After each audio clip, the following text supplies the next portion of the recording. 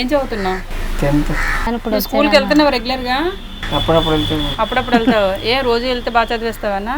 చిచ్చి మీరు సిగ్గుపడకండి, చచ్చిపోవాలనిపిస్తుంది. ఏ అప్పుడప్పుడు రమ్మన్నారా? బడి పడట్లేదు. ఏది బడి పడట్లేదు.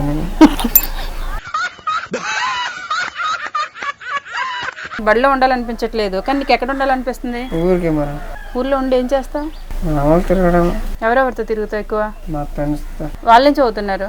వాళ్ళు 10th క్లాస్. వాళ్ళు స్కూల్కి వెళ్ళరు. ఏ వాళ్ళకి బడి పడట్లేదా? వాళ్ళు తిరిగి దొంగ అయిపోతున్నాను వాళ్ళతో. వాడి వల్ల నా జీవితం ఇలా నాశనం అయిపోయింది.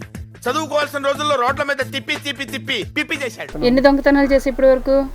అది కాదు మనం బడి దొంగ అంత. బడి దొంగ వెయ్యవా?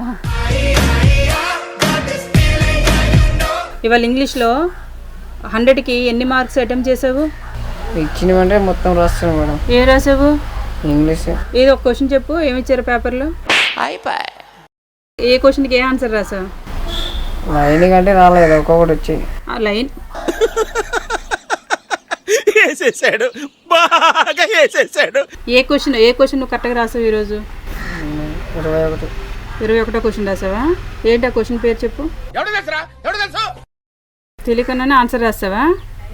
ఏం రాసావరా? పైనుంచి పేపర్ మొత్తం కిందకి కాపీ పేస్ట్ చేస్తావా? స్లిప్లు చూసి రాశాను మేడం. స్లిప్పులు చూసి రాసావా? నిన్నేం రాసావు ఎగ్జామ్? నిన్న హిందీలో ఒక క్వశ్చన్ చెప్పు. హిందీ రాదు మేడం. హిందీ క్వశ్చన్ అయినా చెప్పరా? కనీసం క్వశ్చన్ అయినా ఇస్తారు కదా. క్వశ్చన్ కూడా అర్థం కాలేదా? హిందీ కూడా స్లిప్లు ఇచ్చారా? ఇచ్చారు మేడం. సాగుతుంది మీకు అలాగా. నీకు ఎగ్జామ్ రాయడానికి పర్మిషన్ అలాగే ఇచ్చారా? నువ్వు అన్ని రోజు స్కూల్కి వెళ్ళకపోతే? ఏమో మేడం.